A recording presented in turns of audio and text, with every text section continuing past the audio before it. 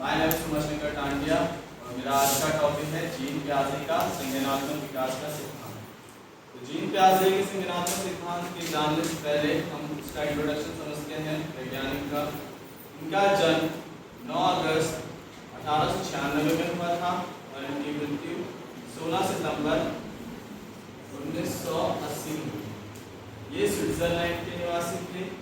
इन्होंने 2 सिद्धांत के बारे में बताया, इसमें कि पहला संज्ञानात्मक विकास का सिद्धांत और दूसरा था नैतिक विकास का सिद्धांत। अब इनके संज्ञानात्मक विकास के सिद्धांत के बारे में जानने से पहले हम ये समझ लेते हैं कि ये क्या होता है।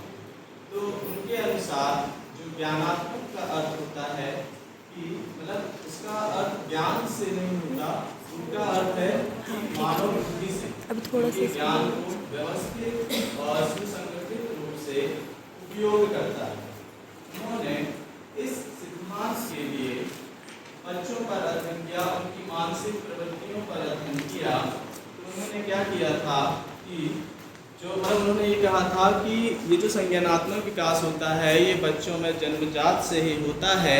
जैसे ही बच्चा जन्म लेता है तो वो जन्म के बाद कुछ मानसिक प्रवृत्तियां करता है, जैसे कि किसी भी चीज़ की तरफ जाना, देखना, उसी की तरफ दौड़ना, उसे पकड़ने की कोशिश करना या अंगूठा चूसने जैसी की प्रवृत्तियां करता है।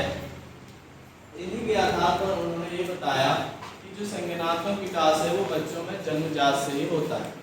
अब उनके संज्ञानात्मक विकास के कुछ कॉन्सेप्ट्स भी हैं। उन्होंने 3 कॉन्सेप्ट्स दिए थे। पहला है अनुकूलन, फिर है विकेंद्रीकरण और फिर है संघ। अनुकूलन का अगर हम शाब्दिक अर्थ समझें तो उसका मतलब ये होता है कि किसी भी वातावरण के हिसाब से खुद को ढालना। मतलब अगर आपको किसी भी वातावरण पर खुद को ढालना आ गया तो वो अनुकूलन कहलाता है। इसके बाद अनुकूलन के भी 2 टाइप्स होते हैं, एक होता है आत्मसातकरण, एक होता है समझ। आत्मसातकरण का मतलब यह होता है कि यदि आप जोड़ते हैं और वातावरण के साथ अनुकूलन स्थापित करते हैं तो वह आत्मसातकरण है।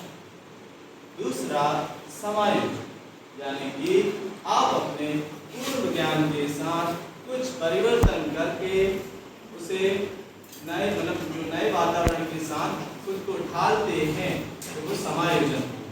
अब आत्मसातकरण और समायोजन में एक ही डिफरेंस है कि आत्मसातकरण में आप अपने पूर्व ज्ञान के साथ नए ज्ञान को जोड़ रहे हैं, लेकिन आपका पूर्व ज्ञान ही है।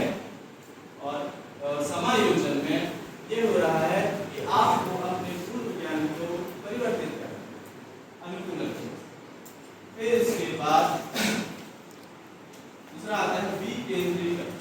विकेंद्रीकरण का मतलब यह होता है कि किसी भी समस्या को अलग अलग तरीके से समझना और उस समस्या का समाधान भी अलग अलग तरीके से उसे कहते हैं विकेंद्रीकरण। फिर आता है संतुलन।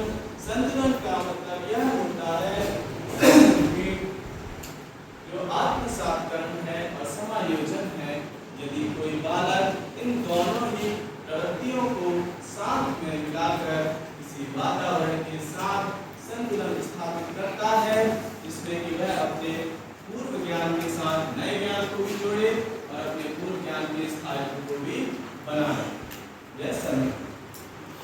अब इसकी कुछ अवस्थाएं भी होती हैं, जैसे कि अहम केंद्रिता अवस्था, ज्ञानेंद्रिय अवस्था, और एक होता है पूर्व सक्रियात्मक अवस्था, फिर मूर्त सक्रियात्मक अवस्था और अमूर्त सक्रियात्मक अवस्था। अब इंद्रजनित भ्रामक अवस्था जो होती है, इसमें बच्चे अपने इंद्रियों के द्वारा, जैसे कि आंखों के द्वारा, नाक के द्वारा, त्वचा के द्वारा वस्तुओं को महसूस करते हैं।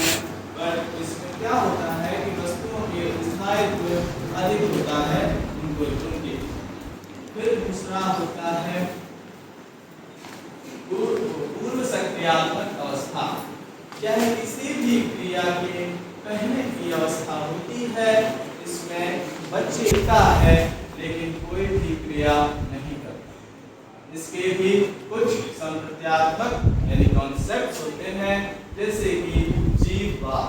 जीववाद का मतलब यह होता है कि बच्चे को यह नहीं पता कि सामने वाली चीज निर्जीव है या सजीव। गलत बच्चा उन चीजों में आता नहीं करता। फिर उलट पलट एक होता है अवस्था। इसमें यह होता है कि अगर हम बच्चे के सामने किसी भी सवाल को पहले हम उसे सॉल्व करा लें और वो कर लेगा, लेकिन उनकी पोजीशन को चेंज कर दें या उनको अदल बदल कर दें तो वो उन चीज़ों को नहीं समझ पाता। फिर उसके बाद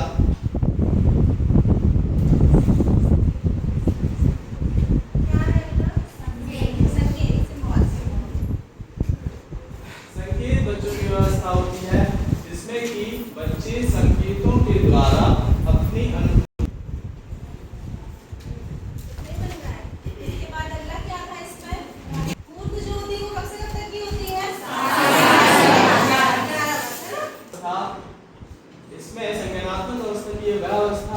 जिसमें कि जिन चीजों को बच्चा पूर्व सक्रियात्मक अवस्था में नहीं पहचान पाता था, जैसे जीववाद, मतलब निर्जीव सजीव, अटल पटल व्यवस्था और संकेतों की भाषा, अब वो उन चीजों को समझ पाता है।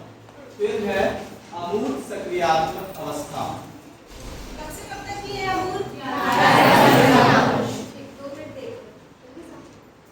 व्यवस्था होती है जिसमें कि बच्चे में 11 वर्ष से आगे तक की अवस्थाएं इसके अंतर्गत आती है। इसमें बच्चे में चिंतन करना, तर्क करना और उसमें कल्पना करने की अवस्था उत्पन्न हो जाती है, जिससे कि वह पूर्ण रूप से विकसित